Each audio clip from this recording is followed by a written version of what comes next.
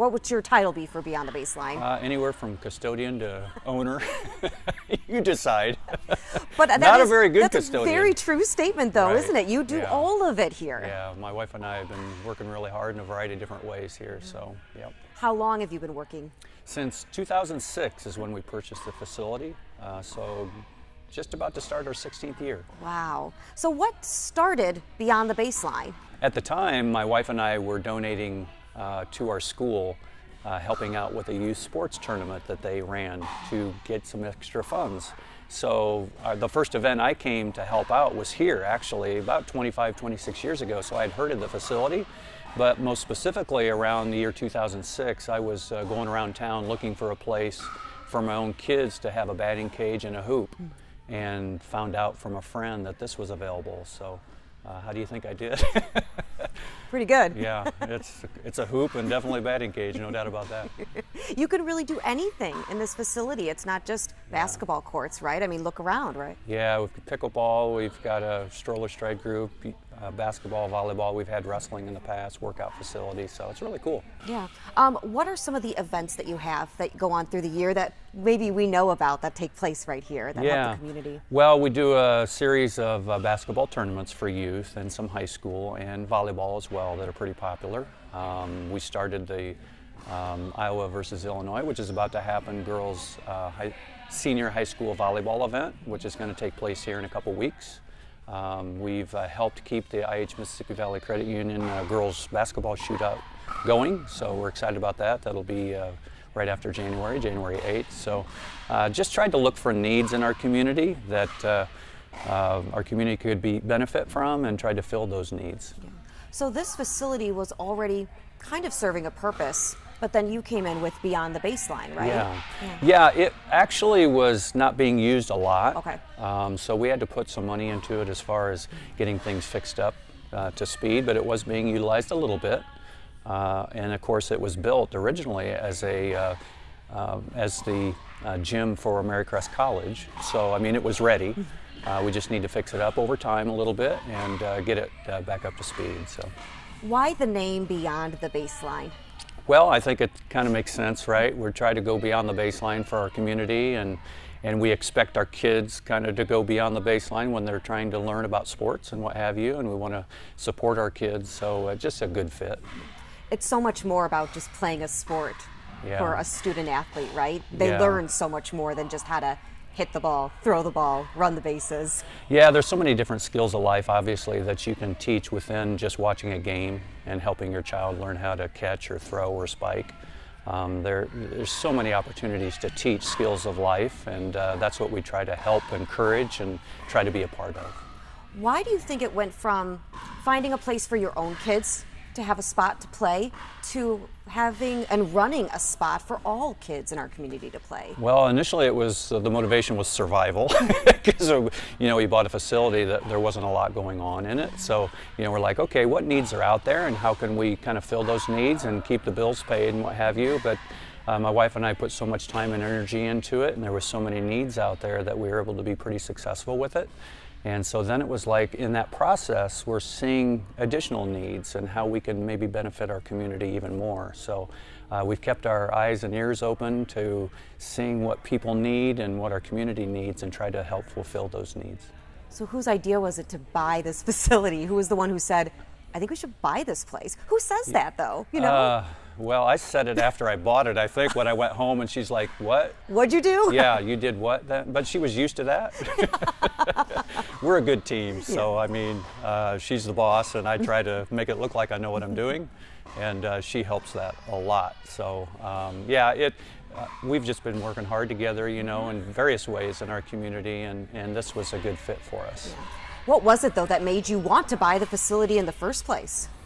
Trying to, I kind of felt with my own kids that there were some things we could do in our community, because, my wife and I were dug into youth sports just for our own kids, and we're like, hey, maybe we could make this work and help out, have a place for kids to come and participate. And we really didn't know at the beginning what we were getting into, and our purpose is kind of adjusted over time as you find needs, and our focus has adjusted over time, but it's been really enjoyable, being part of it. So we've talked about the last 15 years. What do you think the next 15 years hold for Beyond the Baseline? Wow. We have so many things we need to do in our community. What we've found here is that things happening outside of our walls so often play out here in youth sports, watching our kids compete. So not only good things, but bad things that people are experiencing, whether it's their job, whether it's out on the streets, whether it's, in relationships. So often those things are exposed when they're watching their children compete and work hard. And so often our purpose is to try to come together and understand people come with different situations, and we just try to help make it work. And it's been really enjoyable getting to know people, because you see them in so many different ways here, and just building relationships and love it. It's probably kind of nice to create a common ground on this floor. It's not easy, because not only will our similarities be noticeable here, but differences just get exposed so quickly. And so the last couple of years has been very, very challenging. And what I've tried to bring is just some consistency and stability to our community that will help people, still head in a good direction, but at the same time help people get through things, I guess, a little bit. But it also exposes some severe needs that we have in our community as well. So I've been tried to, be part of the solution in that regards as well.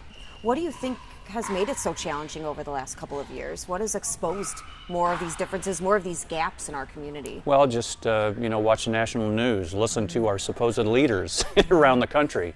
I mean, if we ask our kids, hey, who are you learning from? You don't have to go far to see how they can be exposed to some pretty difficult things. I mean, they pick up their phone, and in 5 minutes, what do they see if they want to? Yeah. I mean, this is not easy stuff when our kids and our people are exposed to so many difficult challenges. And then when so many of our leaders don't get along, I mean, that just filters every different direction you can possibly imagine. And then now imagine where people don't speak up until they come watch their kid compete, and then they're upset about maybe something on the spot. And then other things start going back and forth, and that is a huge challenge.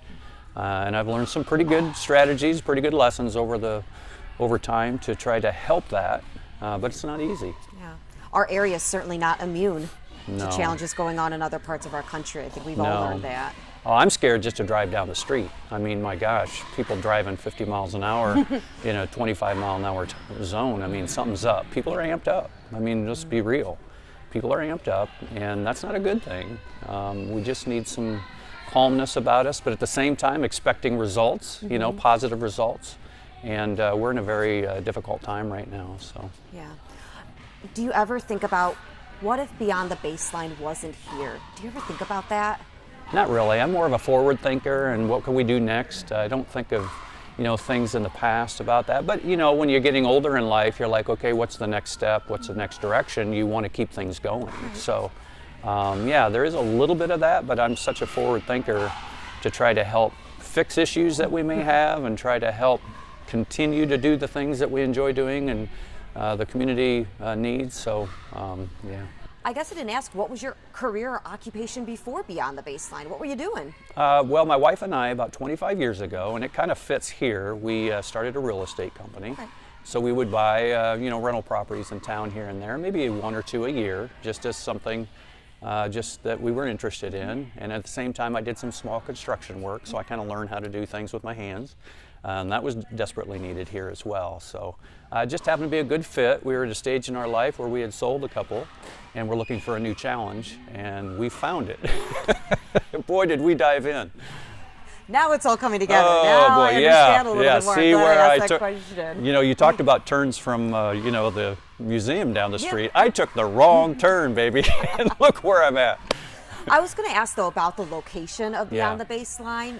It's important to have it in a neighborhood, in a community like this, right? You want to be where the needs are. Right. That is so true. I mean, we have so many cool kids that just come in the building that we meet. I mean, we have such good people and good kids in our community. It's nice to have an outlet for them to participate in competitive sports. And the key word is competitive. We want them working hard to be the best, and that's huge for them. So it's nice to have that here and have it very low cost for them. We're doing 2 programs now where it's free for the families and the kids, to try to give that opportunity for people that don't have a lot of income to play competitive sports, because you know how much you can spend on one weekend Absolutely. to play competitive sports, and having a lot of money doesn't necessarily translate into being the best. So the nice thing it shouldn't.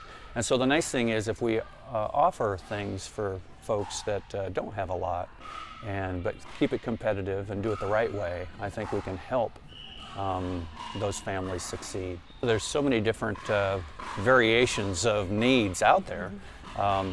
As a parent who told my kids 20,000 times to do this, and then a coach comes in and says it once and they got it, I mean, you have that. And then at the same time, you have, kids that don't have a ton of support, or they have parents or grandparents working hard and just doing everything they can to keep them involved. You try to just, fit in really well in all those aspects, understanding that people are good people.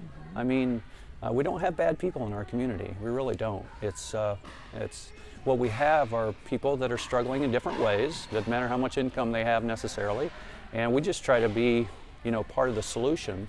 And the neat thing is when you help someone else, it helps us, and then we stay sane, right? So. Yeah, it's a community center in so many ways. It's more than just a couple of basketball, pickleball courts, right? Yeah, when people walk in, we like to say hello to everybody, and that's kind of our goal, is to say hello. And these days, with social media, with phones in our faces, you miss that a lot. And especially kids are watching us, and if we're got our faces stuck on our phones and watching social media and all that, and then our kids are like, well, why pay attention to the person that I just walked in front of? So we try to bring that consistency to where kids start verbalizing things in a competitive setting, and it seems to work well over time. But I make as many mistakes as one game, kids in a game, so I'm learning. I know that you don't do Beyond the Baseline because of for any recognition. Yeah. Recognition isn't important to you at all. But the Jefferson Awards are about incredible acts of public service. And I think that this building, this facility that you're the custodian of, is really a great example of that, an incredible act of public service. And I think that you do believe in that public service to our community. Absolutely. I mean, we have not only so many great people in our community, but we have a lot of needs that we need to try to fill. And it's very important that we are on the front lines, but like Rusty mentioned, you got to be out in the community.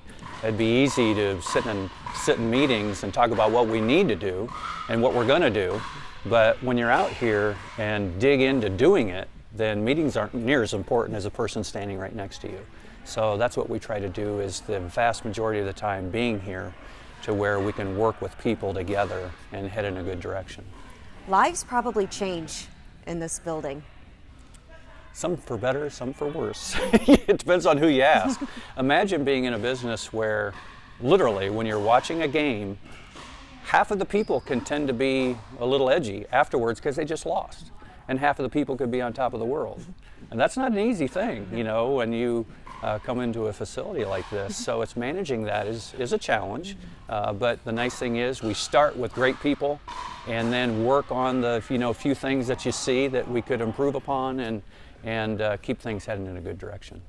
If you had a sport that was your sport that you play in this facility, what would it be? Oh, I can still dunk. Come on. Can't you tell? I still got one dunk left in me. Let's go. I'm saving it for the right time. I might need a chair, but I'm going to, Sames. Right.